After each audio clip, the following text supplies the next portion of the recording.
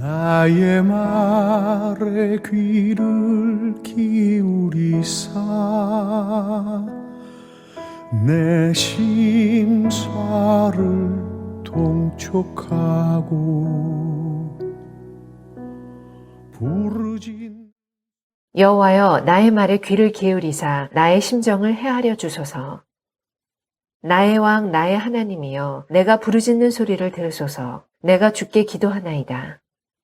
여호와여, 아침에 주께서 나의 소리를 들으시리니 아침에 내가 주께 기도하고 바라리이다. 주는 죄악을 기뻐하는 신이 아니시니 악이 주와 함께 머물지 못하며 오만한 자들이 주의 목전에 서지 못하리이다. 주는 모든 행악자를 미워하시며 거짓말하는 자들을 멸망시키시리이다. 여호와께서는 피 흘리기를 즐기는 자와 속이는 자를 싫어하시나이다. 오직 나는 주의 풍성한 사랑을 힘입어 주의 집에 들어가 주를 경외함으로 성전을 향하여 예배하리이다. 여호와여, 나의 원수들로 말미암아 주의 의로 나를 인도하시고 주의 길을 내 목전에 곱게 하소서. 그들의 입에 신실함이 없고 그들의 심중이 심히 악하며 그들의 목구멍은 열린 무덤 같고 그들의 혀로는 아첨하나이다.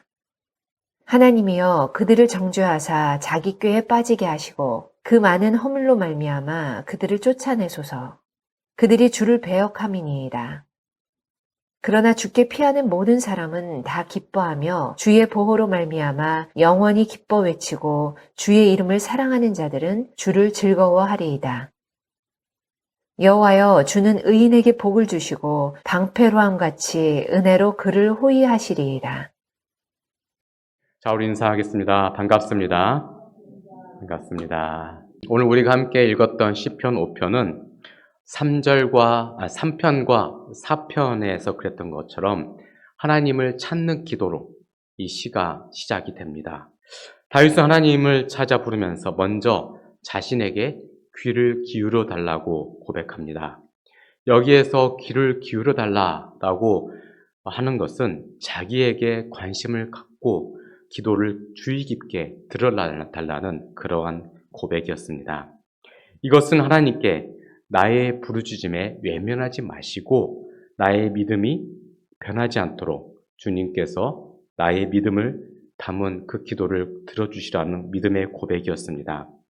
간절한 마음으로 하나님께 나의 기도에 귀 기울여달라는 그러한 의미인 것입니다. 더 자세히 말하자면 내 마음에서 나오는 기도와 내 마음을 들여서 아뢰는 기도에 들어달라고 하나님께 고백하고 있습니다. 사실 마음이 담기지 않는 기도는 무의미한 기도라 할 수가 있는 것입니다. 그래서 본문에서는 나의 심정을 헤아려 주옵소서라고 하면서 그렇게 시편 5편을 시작하고 있습니다. 아마도 다윗은 지금 모함과 이간질을 당하고 있었던 것으로 후대 사람들은 추측을 하고 있습니다. 사람들이 다들 돌아서서 어느 누구 하나 자기의 억울함을 들어주지 못하고 믿으려고도 하지 않았습니다. 그래서 오직 하나님만이 나의 남은 위로자가 되신 것입니다. 그래서 다윗은 지금 오직 하나님께만 울면서 기도하고 부르짖으며 있습니다. 세상 사람들이 보았을 때 지금 다윗은 매우 어리석은 것처럼 보입니다. 그렇지만 이 모습이야말로 가장 지혜로운 모습이라고 할 수가 있습니다. 미국의 대재벌이었던 록펠러가 어렸을 때의 이야기입니다. 한 번은 그가 착한 일을 했더니 사탕을 파는 아저씨가 애야, 여기서 사탕 한 움큼을 집어서 가져가라 라고 합니다. 그러자 어린 록펠러가 겸손한 표정을 지으면서 아닙니다. 저는 됐습니다. 아저씨가 집어주세요 라고 합니다.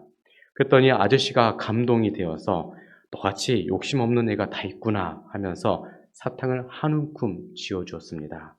어머니가 그런 록펠러를 보면서 아니 어쩜 그렇게 예의 바르고 기특한 말을 했니? 라고 어머니가 칭찬하니까 록펠러가 이런 말을 합니다. 내 손보다 아저씨 손이 더 크잖아요 하면서 말을 했다고 합니다. 어려서부터 큰 부자가 될 만한 기질이 있었던 것입니다. 살아가면서 어리석게 보이고 손해보는 것처럼 보이지만 오히려 더 큰 이익으로 돌아올 때가 있는 것입니다. 여러분, 우리가 아는 것처럼 세상의 지혜와 하나님의 지혜는 다릅니다.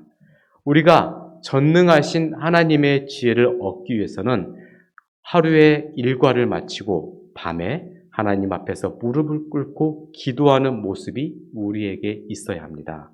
그리하면 내 지혜가 아닌 하나님의 지혜가 보입니다. 지혜로운 사람은 보이지 않는 것을 보는 사람이고 지금의 이익이 아닌 나중에 내게 돌아올 이익을 보는 사람입니다. 이러한 사람들은 지금 당장 힘들고 어려워도 믿음으로 하나님을 바라보고 하나님의 뜻을 구합니다. 그리고 주신 말씀을 붙잡고 다시 일어섭니다. 사랑하는 성도 여러분, 오늘의 말씀이 여러분들에게 큰 위로가 되길 원합니다. 하나님을 사랑하고 기뻐하는 것이 우리의 힘입니다. 하나님이 주시는 힘은 눈에 보이지는 않지만 가장 위대한 힘이고 정확한 결과를 가져오는 힘입니다. 오늘 주신 말씀을 통하여 힘든 세상 속에서 믿음으로 승리하시길 소망합니다. 첫 번째 메시지입니다. 슬플 때는 기도해야 합니다. 지금 다윗은 매우 다급한 처지에 있습니다. 그래서 하나님께 귀를 기울여 주옵소서, 헤아려 주소서, 들으소서 하면서 다급한 마음으로 기도하고 있습니다. 지금 다윗은 하나님이 계신 방의 문에 마치 노크를 하듯이 주님을 찾고 있습니다. 그래서 늦은 밤에 나의 왕, 나의 하나님을 부르면서 자기가 당하고 있는 억울한 현실을 해결해 달라라고 기도하고 있습니다. 한 일화가 있습니다. 영화 빠삐용의 실제 주인공이었던 앙리 사리에르는 20살 때 파리 시내에서 있었던 살인 사건의 범인으로 지목을 당했습니다. 당시 재판장에서 검사는 거짓 증인을 내세워서 앙리 사리에르를 살인자로 누명을 씌웠고 이 사리에르는 중형을 받고 감옥에 갇히게 되었습니다. 그는 검사에 대한 복수심으로 탈옥을 결심했고 탈옥에 성공한 이후에는 남미의 곳곳을 돌아다니면서 여러 가지 일을 하면서 돈을 모았습니다. 그리고 30년이 지나고 공소시효가 지나자 그 검사를 죽이기 위해 파리 시내로 다시 돌아옵니다. 과거 일에 대한 복수를 위해 예전에 자기가 누명을 썼던 그 자리로 다시 돌아와서 그 거리를 돌아다녔습니다.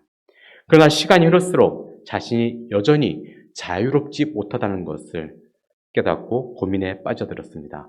그때 그는 무릎을 꿇었습니다.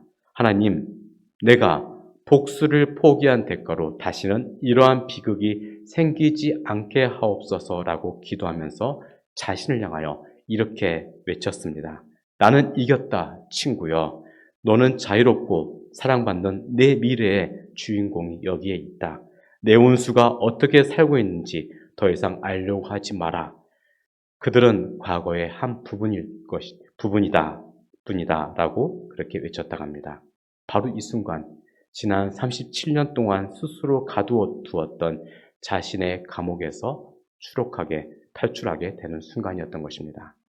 여러분, 만약 우리를 힘들게 하는 원수들이 우리를 억울하게 만들려고 하면 우리는 하나님 앞에 나아가서 무릎을 꿇어야 됩니다. 왜냐하면 하나님이 우리를 모든 감옥에서 자유롭게 만들어 주시기 때문입니다. 그리고 우리에게 새 희망을 주시기 때문입니다. 다윗은 하나님께 지금의 억울한 모습을 하소연할 뿐만 아니라 탄식의 소리에 귀를 기울여 달라고 간절하게 기도하고 있습니다. 지금 자기가 당하고 있는 현실이 너무나 기가 막혀서 말로 표현하기가 어려운 부분이 있다는 것입니다. 이러한 억울하고 기가 막힌 어느 날 밤에 다윗은 자신이 의지했던 하나님께 나아가 기도하고 있습니다. 여러분, 밤은 좋은 생각을 준다라는 격언이 있습니다. 낮에 미처 생각하지 못했던 것들이 밤이 되면 생각나는 수가 있는 것입니다. 방세의 저자 파스칼이 낮에 풀지 못했던 그 수학 문제를 밤에 잠을 자다가 꿈속에서 풀었다라는 일화가 있습니다. 사람은 밤이 되어 모든 것이 조용해지면 정신이 집중되어서 복잡한 문제를 해결할 수가 있습니다. 이로써 좋은 생각을 할 수가 있는 것입니다. 그리고 다음 날에 새로운 출발을 할 수가 있는 것입니다. 성경에서 밤이라 함은 분리의 시간입니다. 다시 말해서 좋은 일과 나쁜 일이 분리가 되는 시간입니다. 낮에는 선과 악이 섞여서 어느 것이 선이고 어느 것이 악한 것인지 분별하지 못할 때가 많이 있습니다. 그러나 밤이 되면 말씀을 통하여서 하나님의 그 은혜로 성경의 말씀을 통하여서 좋은 생각에 이끌리는 사람들은 늦은 밤의 시간에 점점 지혜 있는 사람이 되어가고, 그와 반대로 세상의 여러 가지 잘못된 일에 빠지는 사람은 밤의 시간에 점점 신앙과 멀어지며 구렁텅이로 빠지게 되는 것입니다. 이러한 시간이 밤의 시간인 것입니다. 그래서 밤은 참 신앙과 불신앙이 분리되는 시간이라고 할 수 있습니다. 우리가 하나님의 더 좋은 말씀을 얻게 되고 은혜를 받게 되고 더 좋은 믿음으로 나아갈 수 있는 것이 바로 밤의 시간입니다. 동시에 타락해서 범죄하고 믿음에서 멀리 떠날 수 있는 것도 밤의 시간입니다.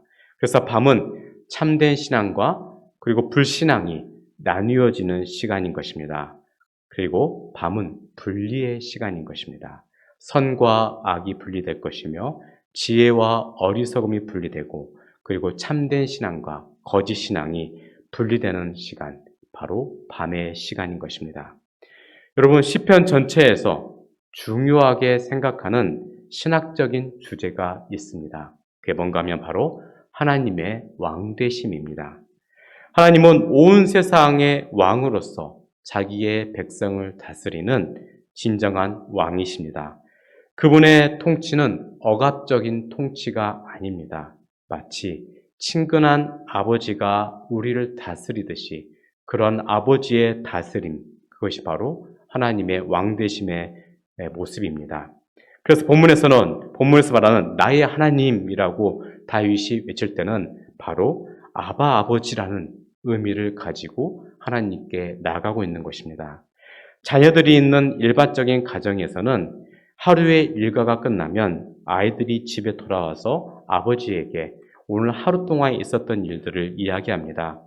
친구와 놀았던 이야기, 다투었던 이야기 등 모든 일들을 아버지에게 고백을 합니다. 이것이 부모와 자식의 모습인 것입니다. 아이들은 어떠한 특별한 사건이 있거나 어떤 것들을 부탁하기 위해서 아버지에게 오는 것이 아닙니다. 하루의 일상이 다 맞춰지면 당연히 아버지 앞에 앉아서 자신의 고민도 이야기하고 즐겁고 속상했던 것들을 이야기하는 것입니다. 그러면 아버지는 그 자녀의 말을 듣고 고개를 끄덕이면서 즐거워합니다. 이것이 자녀들의 본분이고 부모 자식 간의 좋은 관계인 것입니다. 오늘 하루도 하나님이 주신 일상을 보낸 이후에 하나님 앞에 앉아서 부르짖고 호소해야 하는 것입니다. 그러한 의미에서 본문 1절에서는 다음과 같이 말씀합니다. 여호와여 나의 말에 귀를 기울이사 나의 심정을 헤아려 주소서라고 다윗이 고백하고 있습니다. 하나님은 내 마음을 훤하게 다 알고 계시는 분이십니다. 아무것도 하나님 앞에 속일 수가 없는 것이죠. 그래서 시편 139편 1절 보면 여호와여 주께서 나를 살펴보셨으므로 나를 아시나이다 라고 고백합니다. 하나님 앞에 가릴 것도 없고 거짓말을 할 것도 없습니다. 말 안 해도 다 알고 계시는 하나님이십니다. 지금 우리는 하나님이 모르셔서 우리의 것들을 하나님께 말씀드리는 것이 아닙니다. 내가 어떤 것을 속여도 하나님은 다 알고 계시지만 그래도 하나님께 내 속상한 마음을 말씀드리는 것은 우리가 그분의 자식이기 때문에, 그리고 내 속마음, 그렇기 때문에 내 속마음을 다 말씀을 드린 것입니다. 그리하면 우리의 슬프고 상한 마음이 풀려지고 위로가 되는 것입니다. 한 예화가 있습니다. 스페인의 대중음악의 살아있는 전설이라 불리는 사람이 있습니다. 바로 훌리오 이글레시아스라는 사람입니다.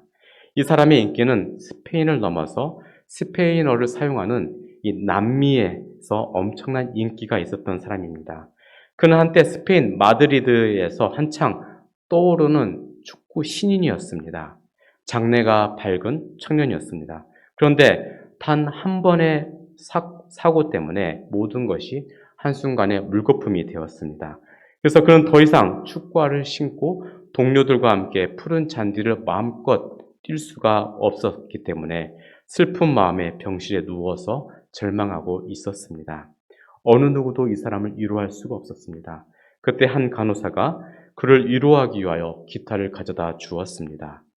그는 간호사가 건네는 그 기타를 건네받았고 이날부터 그는 전혀 새로운 길을 걸어가기 시작했습니다. 예상치 못한 부상 때문에 축구 영웅이 되는 꿈을 접어야 했지만 이제는 아름다운 음악으로 전 세계 사람들을 사로잡았습니다. 병상에 누워있을 때 건네받은 이 기타 때문에, 그 기타라는 위로 때문에 사람들은 이제 더 이상 그를 축구 선수가 아닌 가수 훌리오 이글레시아스로 기억하게 되었습니다. 우리는 지금 어떠한 상황 때문에 좌절할 수도 있습니다. 그러나 하나님은 우리를 향한 새로운 길을 예비하고 계십니다. 그렇기 때문에 우리는 주님이 주실 새로운 가능성을 기대하면서 지금의 자리에서 엎드려 기도해야 할 것입니다. 슬플 때는 슬픔을 고백해야 됩니다. 이러한 모습으로 인생의 밤을 만난 인생들이 이러한 모습을 취해야 될 것입니다. 그리하면 우리의 모든 문제가 해결될 것이고 내 상한 마음이 치료가 됩니다. 이러한 모습으로 회복의 인생을 살아가시길 주의 이름으로 축원드립니다. 두 번째 메시지입니다. 악인들은 결국 심판을 받게 될 것입니다. 오늘 본문에서 다윗은 하나님이 모든 악한 모습을 미워하시기 때문에 악인들은 하나님 앞에 설 수 없다라고 확신하고 있습니다. 그래서 오늘 본문에서는 하나님이 악인들과 그들이 행하는 악한 모습을 얼마나 미워하시는지를 세 개의 말씀을 기록하고 있습니다. 먼저 4절 보면 주는 죄악을 기뻐하는 신이 아니시니라고 말씀합니다. 또 5절에서는 주는 모든 행악자를 미워하시며 라고 말씀하고 6절에서는 여호와께서는 피 흘린 자를 즐기는 자와 속이는 자를 싫어하시나이다 라고 기록하고 있습니다. 어떤 사람들은 하나님은 죄는 미워하지만 죄인은 미워하지 않는다고 말을 합니다. 그러나 성경에서는 절대 그렇게 말씀하지 않습니다. 성경에서는 죄인과 죄를 따로 구분하지 않고 항상 동일하게 모두 싫어한다라고 말씀합니다. 자, 러시아의 문호 톨스토이의 작품 중에 이러한 작품이 있습니다. 어떤 내용인가 하면 어느 목사님에게 두 여인이 찾아옵니다. 한 여인은 자신이 큰 죄를 지은 죄인이라면서 하염없이 목사님 앞에 슬퍼하며 웁니다. 그리고 또 다른 여인은 자기는 일생에 그렇다한 큰 죄를 짓지 않았지만 자질구레한 잘못은 조금씩 있다라고 좀 많이 있다라고 합니다. 그래서 목사님은 큰 죄를 지었다는 여인에게 이렇게 말합니다. 당신은 당신이 들 수 있는 가장 큰 돌덩어리를 가져오시오라고 합니다. 그리고 큰 죄는 짓지 않았다고 말했던 여인에게는 작은 돌멩이들을 치마폭에 가득 주워오시오라고 말합니다. 그래서 두 여인들은 각각 시킨 대로 커다란 돌 하나와 그리고 작은 돌들을 그렇게 주워서 가져옵니다. 그러자 이번에는 목사가 이렇게 말합니다. 미안하지만 이번에는 그 돌들을 제자리에 갖다 놓으십시오라고 합니다. 큰 돌을 가져온 여인은 어디에서 가져왔는지 알기 때문에 다시 낑낑거리며 제자리로 가져다 놓았습니다. 그러나 작은 잔돌을 가져온 여인은 어디에서 가져왔는지 몰랐기 때문에 쩔쩔매고 있습니다. 그러자 목사가 하는 말이 바로 그거요 라고 합니다. 작은 돌들을 가져온 여인에게 소리칩니다. 하나님께 지은 죄도 바로 이런 것이요. 당신은 하루하루 이러저러한 죄를 지으면서도 하나님께 죄책감 없이 인생을 살아왔기 때문에 많은 죄를 짓고도 회개 한번 하지 않은 것이요. 그러나 저희는 큰 죄를 짓고 이렇게 회개하고 있으니 하나님의 용서가 그와 함께할 것이요 라고 훈계한 이후에 큰 죄를 지은 여인을 위하여 기도해 주었다고 합니다. 사랑하는 성도 여러분, 우리는 큰 죄든 작은 죄든 하나님 앞에서 회개해야 합니다. 왜냐하면 하나님은 우리의 죄를 미워하시는 분이시기 때문입니다. 오늘 본문에서 다윗은 하나님 앞에 설 수 없는 악인들을 여러 가지로 부릅니다. 여러 가지 분류가 있는데 첫째로 그들은 오만한 자들입니다. 이러한 사람들은 자신의 힘을 의지하는 사람들을 가리킵니다. 자, 이런 사람들은 하나님이 아닌 다른 신을 숭배하는 사람이기도 합니다. 1912년 4월입니다. 영국의 초호화 여객선이었던 타이타닉호가 북대서양의 빙산과 충돌하여서 탑승객 2,200명 중에 무려 1,500명이 사망했습니다. 세계 최고를 자랑했던 그 배의 선장은 하나님이라도 이 배를 어떻게 할 수 없을 것이다라고 소리를 쳤다고 합니다. 자, 이게 바로 오만한 모습입니다. 사람은 하나님 앞에 하나님 외에 그 무엇도 믿을 수가 없는 것입니다. 아무리 안전한 배라 할지라도 하나님이 콧김 한번 부시면 흔적도 없이 사라지게 되는 것입니다. 다음으로 악한 일을 저지르는 사람들이 있습니다. 시편에서 가장 흔히 사용되는 악인들에 대한 표현이 바로 악한 일을 저지르는 자들이라는 표현입니다. 한 예화가 있습니다. 안티오코스라는 그리스 왕이 있었습니다. 이 왕이 페르시아를 침입하여서 그 나라를 점령하라고 했습니다. 그러나 그곳 주민들이 열심히 방어하여서 결국에는 뜻을 이루지 못하고 철수하게 됩니다. 그래서 안티오코스 왕은 화풀이로 유대인들을 해하려고 합니다. 그래서 그들에게 안갚음을 하려고 합니다. 그래서 그는 군인들에게 예루살렘에 들어가기만 하면 그곳을 유대인들의 공동묘지로 만들겠다라면서 큰 소리를 쳤습니다. 그러나 바로 그때 그의 말이 끝나기 전에 끝날 그 시기에 무섭게도 내장이 뒤틀리고 그리고 격심한 복통이 찾아왔습니다. 그래도 그는 유대인들에게 불같이 화를 내고 욕을 퍼부으면서 행군을 이어나갔습니다. 그러다가 달리는 말에서 떨어지게 되었고 결국에는 들것에 실려나가는 인생이 되었습니다. 그리고 그의 몸은 벌써 썩어 들어가 구더기가 들끓었습니다.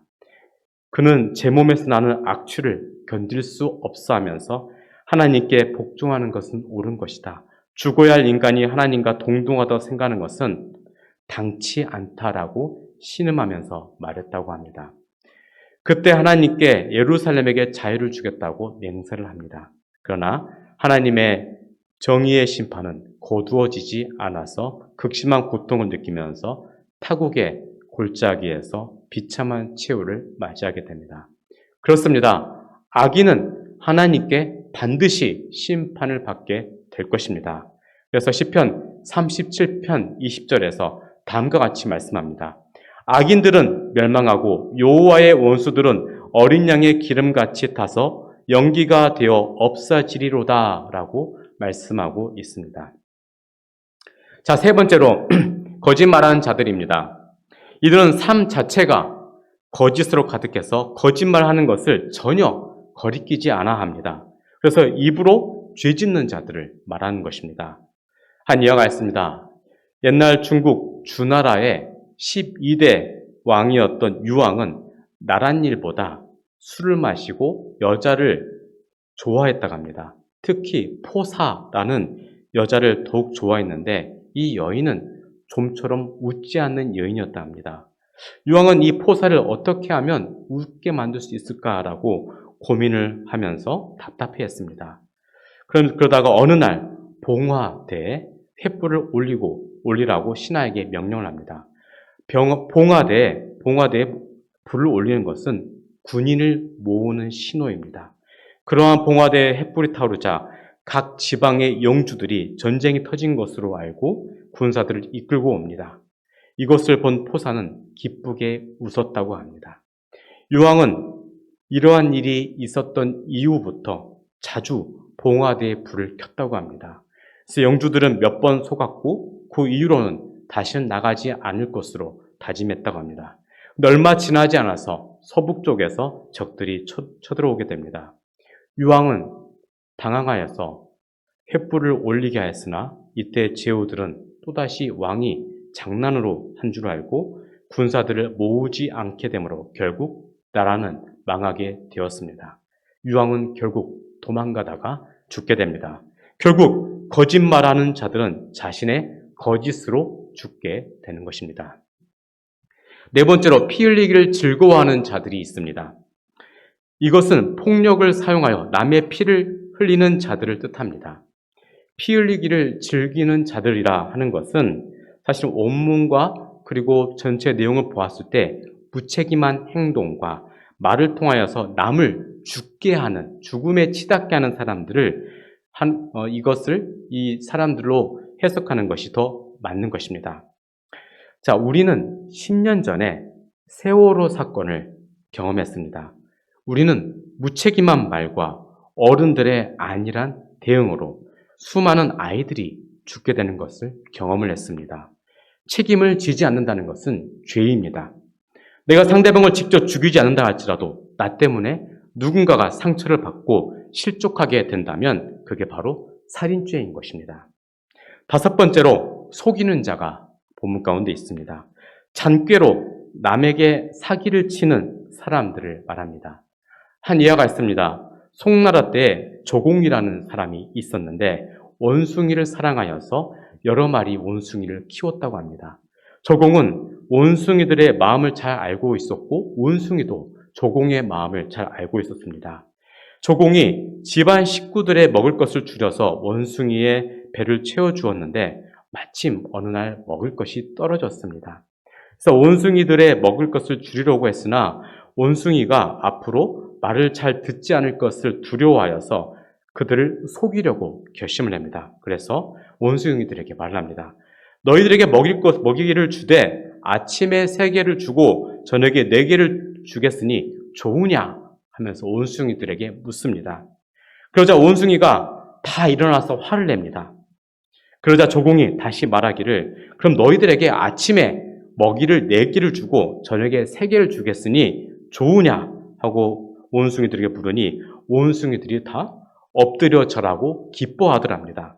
여기에서 나온 말이 조삼모사입니다. 오늘날 사람들은 사람을 속여서 부당 이익을 취하는 그런 사람들이 많이 있습니다. 그런 사람들을 사기꾼이라 하는 것이죠. 요즘 대한민국을 사기공화국이라고 부르는 이들이 있습니다. 많은 사람들이 다른 사람들을 속이고 있고 그리고 자신을 속이기도 합니다. 이러한 속임이 심해지다 보면 결국 자신이 처한 현실을 받아들이지도 않게 될 것이고 또 상상의 모습을 자기의 모습으로 착각하는 경우가 생기게 됩니다. 사랑하는 성도 여러분, 이러한 악인들은 하나님 앞에 설 수 없을 뿐만 아니라 하나님이 매우 미워하고 싫어하십니다. 하나님은 이러한 악인들에게 심판을 내리실 것입니다. 그래서 우리는 늘 하나님 앞에 겸손하게 행동해야 하며 정직하고 진실하게 행동해야 하는 것입니다. 이런 모습으로 믿음의 길을 잘 걸어가시길 간절히 소망합니다. 세 번째 메시지입니다. 결국 의인은 승리합니다. 오늘 본문에서 다윗은 4절부터 6절까지 내용을 통하여서 악인은 하나님 앞에 결코 설 수 없다라고 말을 합니다. 그러면서도 자기가 보기에 자기 자신이 악인들과 큰 차이가 없어 보이긴 하지만 그럼에도 불구하고 자기는 하나님 앞에 설 수 있다라고 주장을 하고 있습니다. 본문의 다윗은 남들과 같으면서도 다른 모습을 보여주었습니다.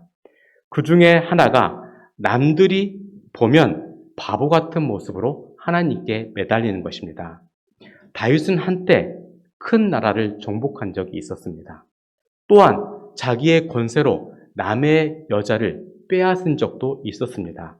여기까지는 세상의 왕들과 똑같았습니다. 그런데 그에게 차이가 있었습니다. 어느 날 선지자가 자신의 죄에 대하여 책망합니다. 그러니까 그가 바로 회개했습니다. 그리고 집안에 문제가 생겨서 도망갔을 때 자신을 비웃는 사람을 만나게 됩니다. 놀랍게도 하나님이 책망하신다라고 생각하면서 왕의 체면도 버리면서 기도하러 갔습니다. 충분히 분노할 수 있었지만 자기는 이미 하나님 앞에 설 수 있다라고 고백하면서 기도했습니다. 그 이유가 7절에 나온 내용처럼 하나님의 풍성한 은혜가 있기 때문에 자기는 당연하게 설 수 있다라고 합니다. 이것이 다윗의 역설이라 할 수 있는 것입니다. 바보처럼 느껴지지만 오히려 지혜로운 사람인 것입니다. 이것을 역설이라 하는 것이죠. 어떤 마을에 한 바보 소년이 있었습니다. 누군가 5,000원짜리 가질래, 10,000원짜리 가질래 라고 물으면 바보 소년은 항상 5,000원짜리를 가져갑니다. 사람들은 그 모습을 보면서 웃습니다. 정말 바보구나. 5,000원짜리하고 10,000원짜리도 구별하지 못하구나. 재밌어 합니다. 동네 사람들이 이 소년을 데려다가 그렇게 늘 장난을 칩니다. 하루에도 10번씩 그런 일이 있었다고 합니다. 세월이 흘러 바보로 통하였던 아이가 부자가 되었습니다. 이 마을의 최고의 부자가 된 것입니다. 나중에 어떻게 해서 부자가 됐냐고 물으니 이렇게 말합니다. 사람들이 내가 5,000원짜리를 집으면 재밌다고 자꾸 시키지만 10,000원짜리를 집으면 한 번밖에 안 할 것 아닙니까? 그래서 나는 일부러 5,000원짜리를 집은 것입니다. 라고 합니다. 자, 여러분, 누가 지혜자입니까? 바로 이 사람이 지혜자 아니겠습니까? 오늘 다윗은 자신의 의의가 아니라 하나님의 은혜로 여호와의 집에 오게 되었으니 자기는 하나님 앞에 경외하는 마음으로 엎드릴 수밖에 없다라고 고백을 합니다. 이런 다윗은 악인들로부터 보호를 받을 것이고 그들과는 다른 길을 걷게 될 것을 다짐을 합니다. 그러면서 7절과 같은 고백을 하게 됩니다. 우리 7절 한번 읽어볼까요? 자, 시작. 오직 나는 주의 풍성한 사랑을 힘입어 주의 집에 들어가 주를 경외함으로 성전을 향하여 예배하리이다. 아멘.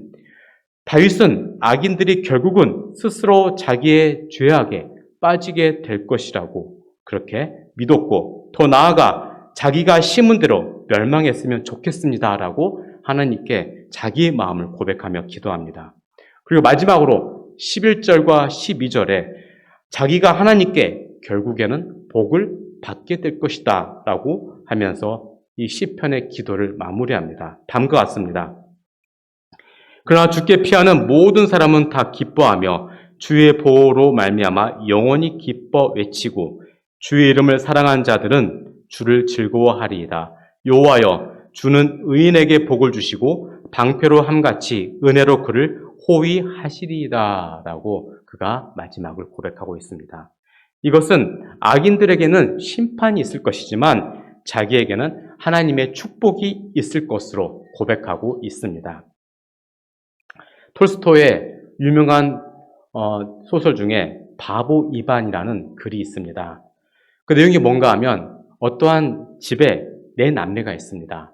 아들이 셋이고 딸은 막내입니다. 장남은 대단히 훌륭하고 아는 게 많아서 정치가가 되고 싶었습니다. 과연 장남은 정계에 나아가서 대단한 성공을 거둡니다. 둘째는 돈을 모으기를 원해서 사업을 하여 돈을 많이 벌고 호화롭게 잘 지냈습니다. 자, 그런데 셋째는 바보였습니다. 바보처럼 생겼습니다. 공부도 잘 하지 못하였습니다. 그래서 그의 별명이 바보 이반입니다. 위에 있는 두 형은 매정한 사람들이었습니다. 그래서 셋째가 가져야 될 목까지 이 두 형들이 다 빼앗아 갔습니다. 이반은 돈 한 푼 없이 남아 있었습니다. 동네에 남아 있었고, 그리고 그때 넷째 딸, 동생이 있었는데 벙어리라 말을 잘 못하였습니다. 그러니까 오빠들이 무시해서 돌보지 않으니까 이 셋째 바보 이반이 막내를 돌봅니다. 위에 있는 똑똑한 첫째, 둘째는 집을 떠나서 정치가도 되었고 사업가도 되어서 그렇게 잘 살았습니다. 근데 바보 이반은 공부한 것도 없고 잘하는 것도 아무것도 없으니까 집에 남아서 열심히 농사를 짓고 일을 했습니다. 그런데 성실하게 일을 하다 보니까 차차 점점 생활의 기반이 잡혀서 잘 살게 되었습니다. 이반은 자신의 벙어리 여동생을 열심히 돌봐주면서 즐겁고 재미있게 지냅니다. 그런데 도시에 가서 살던 두 형이 한때는 그렇게도 잘 살고 이름을 날렸지만 다 실패합니다. 정치에도 실패하고 사업에도 실패해서 도저히 도시에 살 수 없게 되어서 동생에게 돌아와서 빌부터 삽니다. 근데 평소 이반은 자기 나름의 가훈을 세웠는데 그게 뭔가 하면 저녁밥을 먹을 때는 누구든지 일을 제일 많이 한 사람이 먼저 먹고 그리고 일을 안 한 사람은 밥을 제일 늦게 먹는다는 것입니다. 이반은 새벽부터 저녁까지 일을 하였으니 식탁에서 이반이 제일 먼저 밥을 먹습니다. 그래서 형들에게 이렇게 말합니다. 형들에게 미안하지만 우리 집 가훈이 그러니 어쩔 수 없습니다. 제가 밥 먹은 후에 식사하십시오 라고 합니다. 그리고 먼저 밥을 먹습니다. 형들은 동생이 먹는 것을 보고 있으면서도 배고파서 참아야 하는 그 모습, 그게 바로 동화에 기록이 되어 있습니다. 여기서 우리는 무엇을 보며 느낄 수 있습니까? 참된 지혜자가 누구입니까? 형들입니까? 아니죠. 바로 바보 이반입니다. 자, 남들이 보면 바보처럼 보이지만 그는 바보가 아닙니다. 그는 무일푼으로 빈손으로 성공을 해서 자기의 집을 일으켰습니다. 동생을 정성스럽게 잘 돌보았습니다. 반면에 동생들을 모른 채 하고 가버린 형들은 다 패망하였습니다. 결국엔 나중에 바보에게 빌붙어서 사는 인생이 된 것입니다. 여러분, 오늘 본문에서 다윗은 하나님께 피하는 모든 사람들에게는 하나님의 보호가 있게 해달라고 기도했습니다. 하나님의 보호 안에는 즐거움과 기쁨이 있습니다. 이러한 기쁨과 즐거움을 누리기 위해 우리는 주께 피해야 될 것입니다. 이러한 사람들이 주의 이름을 사랑하는 자들이라 하면서 11절에서 말씀하고 있습니다. 또 12절에서는 그들이 의인들이다 라고 말씀하고 있습니다. 악인들은 하나님을 거역하지만 이 의인들은 주의 이름을 사랑하고 주의 뜻에 맞게 바르게 살아갑니다. 이들은 하루의 일과를 마치고 밤에 기도합니다. 그때 이들은 하나님이 의인들을 보호해달라고 기도합니다. 그리고 기도 이후에 그들은 하나님이 자기의 기도를 들어주셨다는 것을 믿고 확신을 합니다. 그래서 힘을 내어 살아가게 됩니다. 이들에게는 세상이 줄 수 없는 기쁨과 즐거움이 있는 것입니다. 사랑하는 성도 여러분, 이러한 기쁨과 즐거움으로 충만한 인생을 살아가시길 주의 이름으로 축원드립니다. 기도하겠습니다. 우리의 마음을 헤아려 주신 하나님, 우리는 지금의 어려움을 하나님께만 고백합니다. 슬프고 마음 아픈 우리의 괴로움을 헤아려 주옵소서.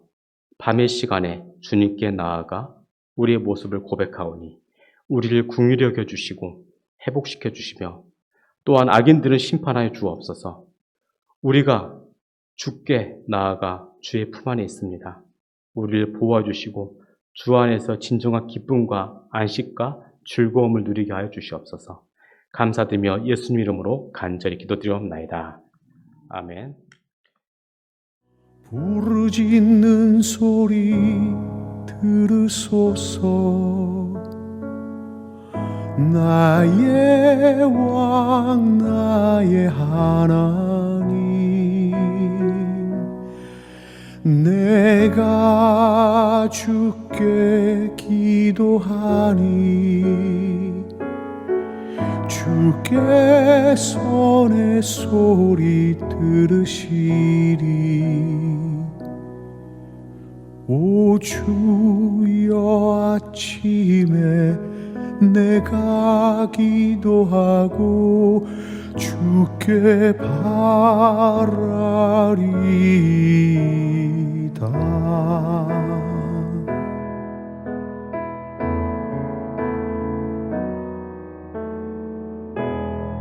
하나님,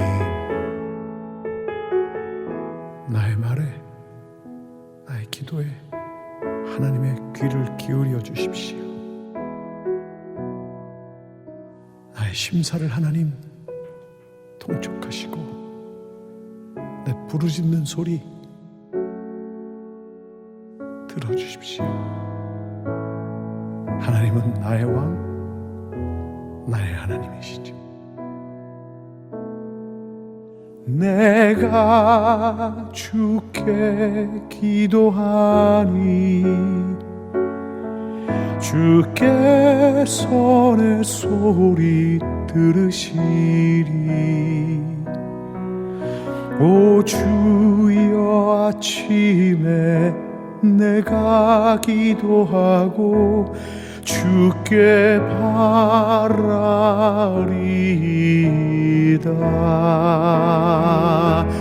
나의 말에 귀를 기울이사 내 심사를 통촉하고 부르짖는 소리 들으소서. 나의 왕 나의 하나님, 내가 주께 기도하니 주께서 내 소리 들으시리. 오 주여 아침에 내가 기도하고 주께 바라리이다.